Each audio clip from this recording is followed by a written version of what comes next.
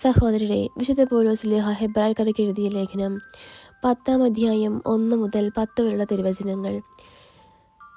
നിയമം വരാനിരിക്കുന്ന നന്മകളുടെ നിഴൽ മാത്രമാണ്, അവയുടെ തനിരൂപമല്ല. അതിനാൽ ആണ്ടുതോറും ഒരേ ബലി തന്നെ അർപ്പിക്കപ്പെടുന്നെങ്കിലും അവയിൽ സംബന്ധിക്കുന്നവരെ പുണ്യരാക്കാൻ അവയ്ക്ക് ഒരിക്കലും കഴിയുന്നില്ല. അവയ്ക്ക് കഴിഞ്ഞിരുന്നെങ്കിൽ ബലിയർപ്പണം തന്നെ നിന്നുപോകുമായിരുന്നില്ലേ? ആരാധകർ ഒരിക്കൽ ശുദ്ധീകരിക്കപ്പെട്ടിരുന്നെങ്കിൽ പിന്നെ പാപത്തെക്കുറിച്ച് യാതൊരു അവബോധവും അവർക്കുണ്ടാകുമായിരുന്നില്ല. എന്നാൽ ഈ ബലികൾ മൂലം അവർ ആണ്ടുതോറും തങ്ങളുടെ പാപങ്ങൾ ഓർക്കുന്നു.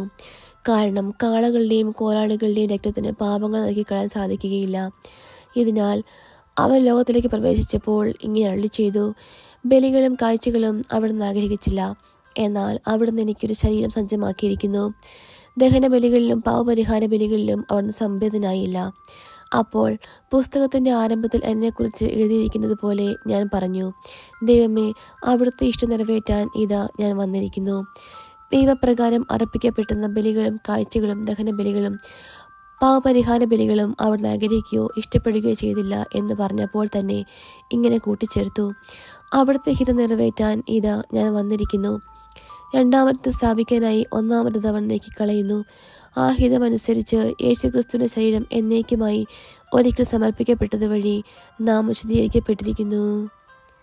നമ്മുടെ കർത്താവായ മിശിഹായ്ക്ക് സ്തുതി. സഹോദരരെ, വിശുദ്ധ യോഹന്നാൻ എഴുതിയ സുവിശേഷം 17-ാം അധ്യായം 9 മുതൽ 19 വരെയുള്ള തിരുവചനങ്ങൾ. ഞാൻ അവർക്ക് വേണ്ടിയാണ് പ്രാർത്ഥിക്കുന്നത്, ലോകത്തിന് വേണ്ടിയല്ല. അങ്ങ് എനിക്ക് തന്നവർക്ക് വേണ്ടിയാണ് പ്രാർത്ഥിക്കുന്നത്. എന്തെന്നാൽ അവർ അവിടത്തേക്കുള്ളവരാണ്. എനിക്കുള്ളതെല്ലാം അങ്ങയുടേതാണ്, അങ്ങയ്ക്കുള്ളതെല്ലാം എൻ്റേതും. ഞാൻ അവരിൽ മഹത്വപ്പെട്ടിരിക്കുന്നു. ഇനിമേൽ ഞാൻ ലോകത്തിലല്ല, എന്നാൽ അവർ ലോകത്തിലാണ്. ഞാൻ അങ്ങയുടെ അടുത്തേക്ക് വരുന്നു. പരിശുദ്ധനായ പിതാവേ, നമ്മെപ്പോലെ അവരും ഒന്നായിരിക്കേണ്ടതിന് അവിടുന്ന് എനിക്ക് നൽകിയ അവിടുത്തെ നാമത്തിൽ അവരെ അങ്ങ് കാത്തുകൊള്ളണമേ. ഞാൻ അവരുടെ കൂടി ആയിരുന്നപ്പോൾ അങ്ങ് എനിക്ക് നൽകിയ അവിടുത്തെ നാമത്തിൽ ഞാൻ അവരെ സംരക്ഷിച്ചു. ഞാൻ അവരെ കാത്തു സൂക്ഷിച്ചു. വിശുദ്ധ ലിഖിതം പൂർത്തിയാകാൻ വേണ്ടി നാശത്തിൻ്റെ പുത്രനല്ലാതെ അവരിൽ ആരും നഷ്ടപ്പെട്ടിട്ടില്ല. എന്നാൽ ഇപ്പോൾ ഇതാ ഞാൻ അങ്ങയുടെ അടുത്തേക്ക് വരുന്നു. ഇതെല്ലാം ലോകത്ത് വെച്ച് ഞാൻ സംസാരിക്കുന്നത് എൻ്റെ സന്തോഷം അതിൻ്റെ പൂർണ്ണതയിൽ അവർക്കുണ്ടാകേണ്ടതിനാണ്.